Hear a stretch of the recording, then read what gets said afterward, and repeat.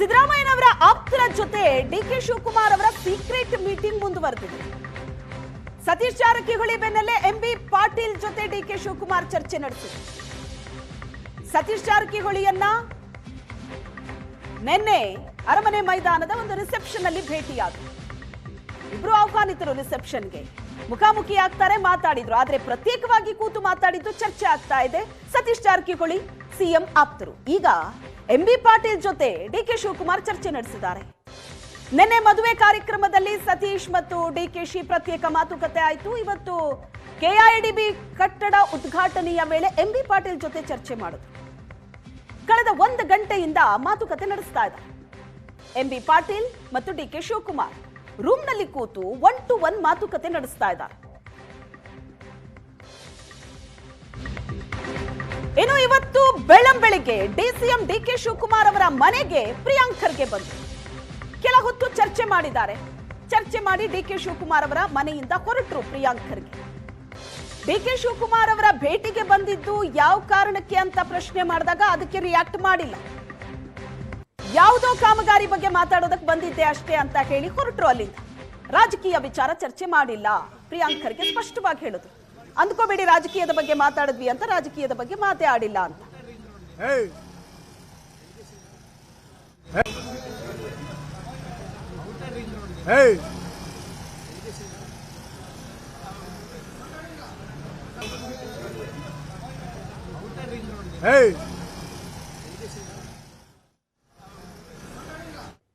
ಈ ಎಲ್ಲ ಭೇಟಿಯೂ ಕೂಡ ಈಗ ರಾಜ್ಯ ರಾಜಕೀಯದಲ್ಲಿ ಚರ್ಚೆಗೆ ಕಾರಣವಾಗಿರುವುದು.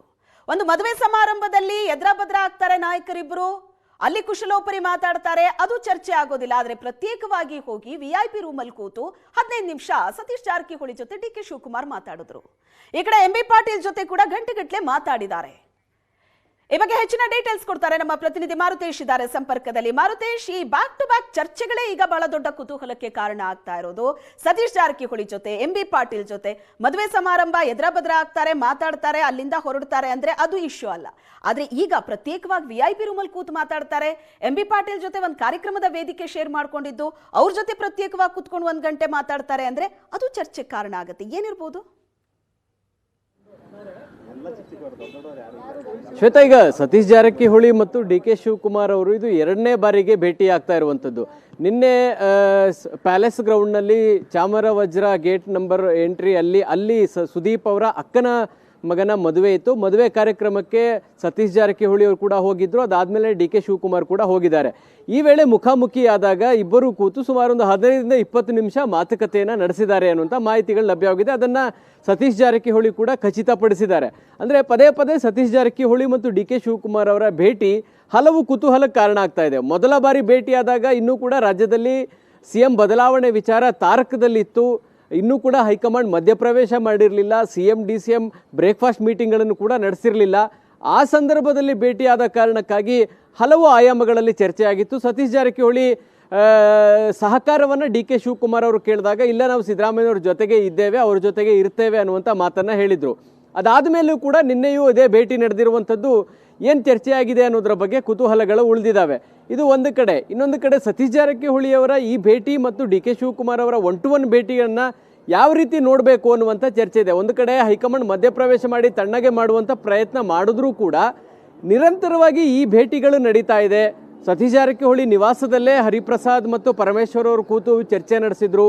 ಅದಕ್ಕೂ ಮುನ್ನ ಪರಮೇಶ್ವರ್ ಮತ್ತು ಸತೀಶ್ ಜಾರಕಿಹೊಳಿ 1-to-1 ಮೀಟಿಂಗ್ ಮಾಡಿದ್ರು. ಈಗ ಡಿಕೆ ಶಿವಕುಮಾರ್ ಮತ್ತು ಸತೀಶ್ ಜಾರಕಿಹೊಳಿ 1-to-1 ಮೀಟಿಂಗ್ ಮಾಡಿದ್ದಾರೆ. ಸೊ ಈ ಎಲ್ಲ ಬೆಳವಣಿಗೆಗಳನ್ನು ನೋಡಿದಾಗ ಸತೀಶ್ ಜಾರಕಿಹೊಳಿ ಈ ನಾಯಕತ್ವದ ಬದಲಾವಣೆ ವಿಚಾರಕ್ಕೆ ಸಂಬಂಧಪಟ್ಟ ಹಾಗೆ ಒಂದು ಕೇಂದ್ರ ಬಿಂದು ಆಗಿರೋ ರೀತಿ ಕಾಣಿಸ್ತಾ ಇದೆ.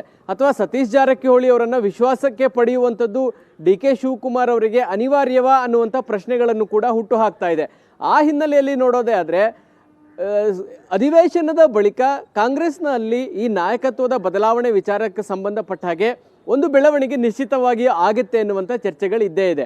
ಅಧಿವೇಶನದ ಕಾರಣಕ್ಕಾಗಿ ಬೆಳವಣಿಗೆಗಳು ತಣ್ಣಗಾಗಿದ್ದಾವೆ ಬಿಟ್ಟರೆ ಬೇರೆ ಯಾವ ಉದ್ದೇಶಕ್ಕೂ ಅಲ್ಲ ಅನ್ನುವಂಥದ್ದು ಗೊತ್ತಿದೆ.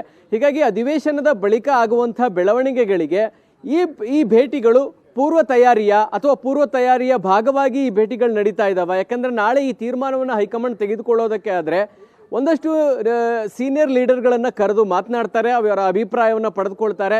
ಹೀಗಾಗಿ ಡಿ ಕೆ ಶಿವಕುಮಾರ್ ಎಲ್ಲರನ್ನು ವಿಶ್ವಾಸಕ್ಕೆ ಪಡೆಯುವಂಥ ಪ್ರಯತ್ನವನ್ನು ಮಾಡ್ತಾ ಇದ್ರು. ಅದೇ ಕಾರಣಕ್ಕಾಗಿ ಜಮೀರ್ ಅಹಮದ್ ಅವ್ರನ್ನು ಕರೆದು ಭೇಟಿಯಾಗಿದ್ರು. ಜಾರ್ಜ್ ಅವರನ್ನು ಇವರೇ ವಾಲಂಟಿಯರ್ ಆಗಿ ಡಿ ಕೆ ಶಿವಕುಮಾರ್ ಹೋಗಿ ಭೇಟಿಯಾಗಿದ್ರು.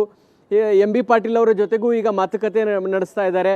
ಈ ರೀತಿಯಾದಂಥ ಭೇಟಿ ಡಿ ಕೆ ಶಿವಕುಮಾರ್ ಕಡೆಯಿಂದ ನಿರಂತರವಾಗಿ ಆಗ್ತಾ ಇದೆ.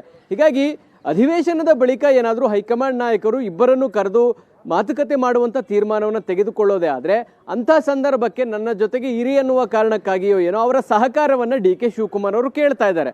ಅದರ ಭಾಗವಾಗಿಯೇ ಈ ಮೀಟಿಂಗ್ಗಳು ನಡೀತಾ ಇದೆ ಅನ್ನುವಂಥ ಚರ್ಚೆ ಈಗ ಕಾಂಗ್ರೆಸ್ನಲ್ಲಿ ಜೋರಾಗಿರುವಂಥದ್ದು. Shweta. Yes, thank you Maruthesh.